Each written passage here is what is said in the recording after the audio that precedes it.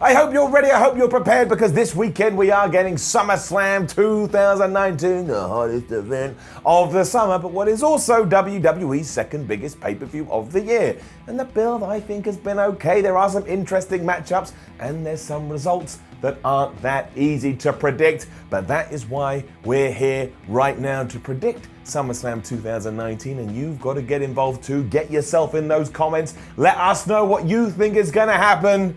But let's do it. We'll go through the whole SummerSlam card as we know it right now, because who knows what WWE will add. They do it all the time.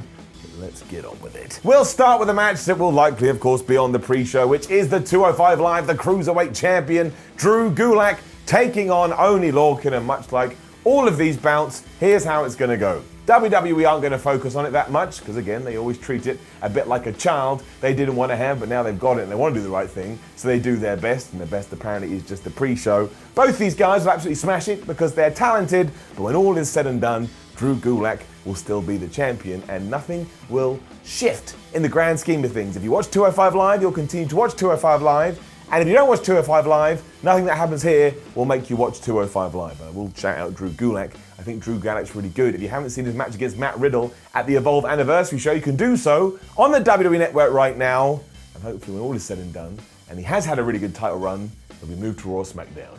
Drew Gulak wins. Kicking off with what I believe will be the main card now, let's get into a legend versus a current day star, which is of course Charlotte Flair taking on the hometown hero of Trish Stratus. Now, if you have been watching interviews and keeping an eye on social media, over the last few days, Trish has come out and said this will officially be her last match ever. So you've got to question in what direction WWE wants to head. The most obvious one is that Charlotte Flair wins. She taps Stratus out to the figure eight and then can walk around for ages waving a big flag saying, hey, do you remember this person you all thought was a hero, was a trailblazer? Well, she turned up in my land, in my neck of the woods, and I absolutely kicked her ass. However, there is just a slight speck of mystery, because if it is Trish's last ever match and you are in her hometown, maybe you want to send the fans home happy. Maybe you want to give Trish one last huzzah, which they did do. Don't forget, when Trish left first time around, she not only retained her women's championship, but she beat Lita in the process.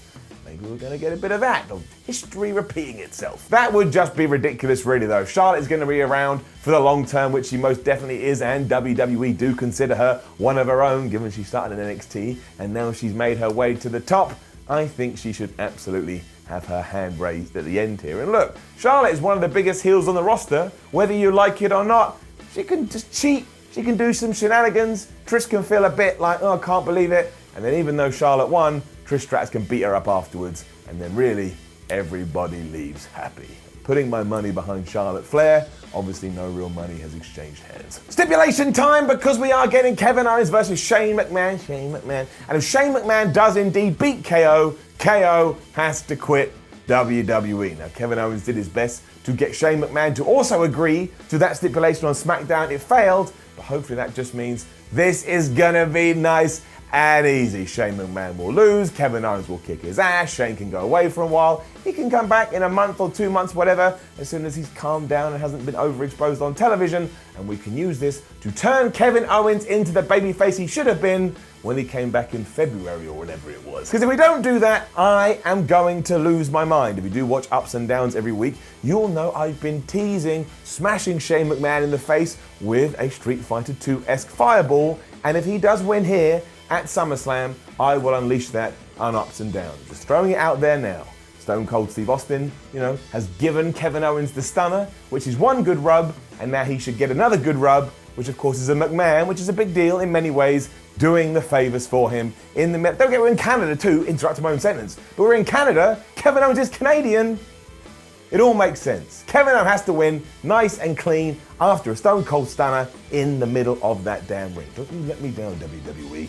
No funny business. But also see Bayley defending her SmackDown Women's Championship against Ember Moon, and now that I think about it, this is just a very odd matchup, because if Bayley wins, there are no real contenders who she can then go and feud with, and if Ember Moon wins, well, WWE hasn't done that good a job of building her up, and I don't know where we would go out the other side. So I've now fallen down in the place where I'm a bit worried that WWE only put Ember Moon in this match because they looked at the situation, they went, oh wait, we can't think of anybody else to have a match with Bayley, but we like Ember Moon, and she's good, So we'll just do that. And I hope I'm being overly negative here, and don't get me wrong, if Ember was able to raise that championship belt above her head, I would get quite a kick out of it. But Bayley has only had it since Money in the Bank, and I think as we kind of get a little bit closer to the Royal Rumble and WrestleMania, you do want to try and light a fire under that championship if you can.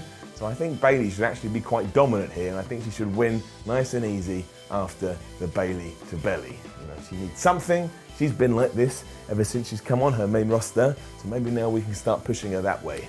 Doesn't do much for Ember Moon. This one feels a bit flat, to be completely honest. Probably because of what happened on SmackDown. Well, what didn't happen, nothing happened. We'll see. I'm going with the Bales. We then have what should be squash match number 1, which is Finn Balor taking on The Fiend, Bray Wyatt. And again, it's a nice home run for WWE. All the speculation says that Balor is going to leave WWE for a couple of months when SummerSlam is in the books, you know, to calm down and rest and maybe rub his abs a little bit. And Bray Wyatt is the most interesting person in the company. He also wears a terrifying mask. And we now need to believe that this mask, that this character translates over into a wrestling ring. So the bell should ring. The Fiend should absolutely wallop Balor within an inch of his life. He should get the win, and then he should go out and find a new victim. We don't need to do anything else. Nothing else would make sense. Serve the story, serve the personas, please serve me. That's nothing against Finn Balor. I like Finn Balor, and hopefully when he comes back, he will feel fresh again, because he did go away, and then you can kind of figure him out as and so you wish. But as of right now, we need to get to the end of the year, and Bray needs to feel like a top star. Really, he should be in contention for a world championship. And the only way to do that is in his first proper match as this new Firefly Funhouse thing. He's got to win, and he's got to win really dominating. That is it. There's no other option. And if you think there is, you're wrong. Vince, you rewriting that script all the time? Rewrite it now so Bray Wyatt wins in around about, I'd say 2 minutes tops. I'm serious. I mean it. That's what I want. Sometimes you gotta get people over. This is how we get these over. Otherwise, we're just gonna do what we did with Bray Wyatt version 1. Talk's a good game. Sucks in the ring. The US Championship is also gonna be up for grabs as AJ Styles takes on Ricochet. And this has the potential to be the match of the night, and it kind of creates somewhat of a predicament when you do try and figure out who's going to come out the other side as the champ. Because AJ Styles has only just reformed the OC, or the original club, or whatever you want to call them, and they haven't exactly looked overly dominant up until this point. So if he is able to get a win over Ricochet, especially if Gallows and Anderson get involved, we can all look at them and go, oh, those dastardly trio, aren't they a bunch of assholes? Aren't they a bunch of dicks? Aren't they a bunch of great heels? However, you could say the same about Ricochet. He's been on a bit of an ups and downs path ever since he lost the US title. And just to lose again, especially because he didn't see it coming, that, you know, the club were all going to get involved, that's going to make him look like a massive idiot. So yeah, I'm not 100% sure what we should do here. Ultimately though, because we do have an easy out with the Good Brothers, and the fact that I think both will get something out of it if WWE allows Styles and Ricochet to go at it full throttle, I think you can probably have Styles retain here, and it won't hurt Ricochet too much, as long as we have a plan for after the fact. Like maybe he's going to win it at the Royal Rumble, or before then at Survivor Series, or something like that, I don't know. But get that in place so that we know we're going with Rick, therefore he can be dragged back up again. But really here, I think the immediate focus should be on the OC. And as you can see, I'm saying this, I'm not 100% sure I believe it. But just let them go, WWE. Let them go. AJ Styles is one of the best ever. Ricochet is this incredible, novel, unique, original talent that can do things that some people could only dream about. Let him off the leash. It's time. Time to let him off the leash. AJ Styles wins. Phenomenal forearm. Gallows and Anderson have done something. Which brings us to squash match number 2, and the more divisive one that is going to wind people up, but it is Goldberg versus Dolph Ziggler. Now, I realize I am biased because I love Billy Boy Goldberg, but he has to win here, and he has to win in decisive fashion, and I really think that's why Dolph Ziggler's been brought in to begin with. Who sells better Dolph Ziggler? Who can bump better than Dolph Ziggler? Who can go up for a jackhammer easier than Dolph Ziggler? I think it's going to be a short night, but a very rough night for DZ. And I'll be honest with you, I am completely cool with that. I want to forget everything that happened in Saudi Arabia. That is not the Goldberg I want living in my brain until the day I die. And also, even if Dolph Ziggler won, which has become the big argument on the internet, even if he did win, WWE are not going to do anything with him. Look into the past and see how they treated him before. That's not all of a sudden going to change, and it's been much more fun for you and much more fun for me. If Goldberg gets in there, gives him a spear, it looks amazing, you go, oh my gosh, it looked amazing, gives him a jackhammer, and we get that Goldberg from the late 90s. It would just be really entertaining, especially because SummerSlam is meant to be about 6 hours long. You gotta pace up the show a little bit, massage hands, and a great way to do that would be a really quick, fun, intense match as Goldberg shoots fire out of his nose. Even if you don't want to do that WWE and you do want to give Ziggler the win here, just don't let it go a long time. 5 minute max. We proved at WrestleMania 33 that is what Goldberg excels at. Let's just keep it there. Do not forget either, Goldberg doesn't have to be done after this. Goldberg still has some legs in him if used sparingly. Give him a win here. Can bring him back next year sometime. I'm going with Goldberg, my dad. Love ya. Then things get pretty tough because the Universal Champion Brock Lesnar is defending against Seth Rollins. Now, most people do not want Brock Lesnar to retain here, but if you have watched how Seth Rollins has been booked on television, how on earth should he be able to beat the Beast? And I'll sum it up if you haven't seen it. Brock Lesnar is a really dominating champion that can beat people up with ease. Seth Rollins is some kind of chump that has been beaten up with ease. So now you're telling me we're going to get to the pay-per-view, and even though Rollins, clearly within the world of kayfabe, within the world of the story, has some kind of injuries, be that internal or some muscular or whatever, he's going to find a way to get one over Brock. Is he? How does that make any sense? Somebody explain that to me. And how on earth do you even tell that story and ensure that I'm going to believe it? I'm not. Lesnar's got to win here as far as I'm concerned. Again, I'm not saying I want him to win. I don't want him to vanish again and steal the Universal Championship. We've done that way too many times now. But that's the only logical thing to do. If you don't do that, everyone's gone bonkers and everybody's gone crazy. Unless you have some crazy thing up your sleeve that I haven't thought about yet. I mean, Roman Reigns isn't on the show as far as we know as of yet. Was he going to come out and just Superman punch Brock Lesnar? I hope not, because that'll suck. I am confused. But I gotta go with what makes my brain calm, and that's Brock Lesnar wins. Brock Lesnar retains. What the hell you do with Seth after that, I don't know. If Brock's gonna be on TV, I don't know, but that's WWE has put themselves in the corner. Sometimes when you're in the corner, you got to accept it there and find a comfortable place. I'm going with Brock, and there's a reason, big reason, I'm not doing this at the end too.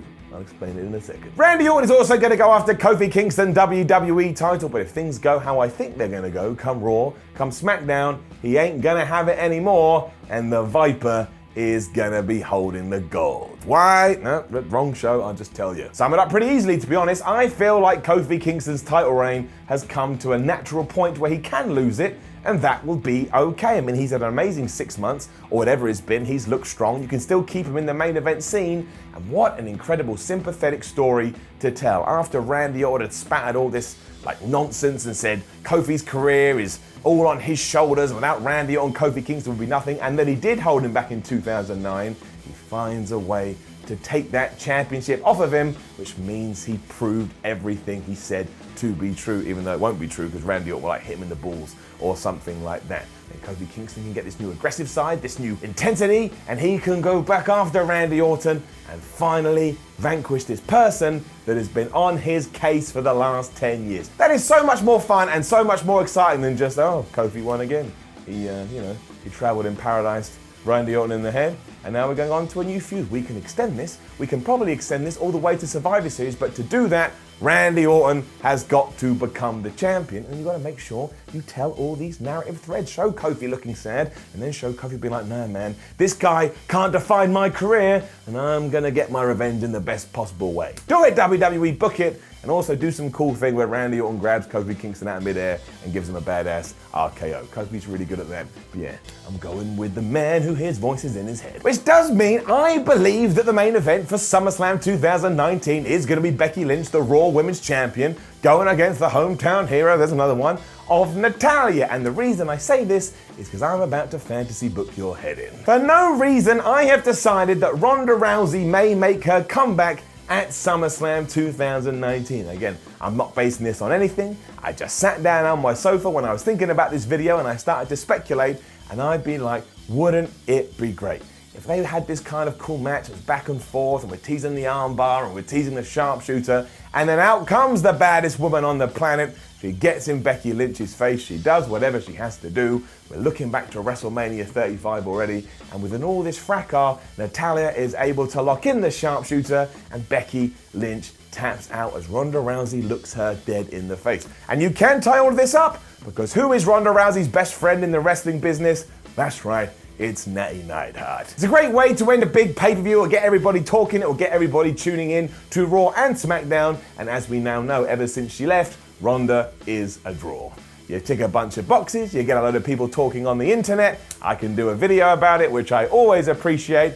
Just think it would be really joyous. Probably won't go down. Becky Lynch will probably just win, and it probably won't be the main event at all. But this is a prediction show, and we've got to do something fun, and we've got to pull some things out of left field. And that is what I have done. Natalya will be, as weird as it sounds, your new Raw Women's Champion. Becky Lynch will have lost, but it will all be because of Ronda Rousey. Damn her. And that is pretty much SummerSlam. I mean, we may get some random matches out of nowhere, like Nakamura versus Ali, and if that does happen, I'm going to pick Nakamura. And we may even get Roman Reigns versus Buddy Murphy, given everything we saw on SmackDown. And obviously, Roman Reigns would win that one. If anything does come up, you'll have to forgive me, and I apologize, but there has to be some kind of a cut-off before we do these predictions videos, otherwise they'd never go up. And of course, if you go back in time and remember, usually we would know a card like SummerSlam weeks out, but we don't live in that world anymore. I think it's going to be a good show. That's my final prediction. Now, don't forget to leave a comment below, and again, let us know your predictions for SummerSlam 2019. Like the video, share the video, subscribe to What Culture Wrestling. It's right there, or there, wherever the hell it is. Go over to whatculture.com and read yourself some articles. Follow What Culture on Twitter, What Culture WWE, and watch more SummerSlam videos here on What Culture Wrestling. My name is Simon from What Culture. Thank you very much for watching. Enjoy SummerSlam. It's good for what ails you. And I will see you, well, actually see you a couple of times. I'll see you over the weekend when we up those downs for NXT TakeOver. And I'll see you Monday when we up those downs for SummerSlam.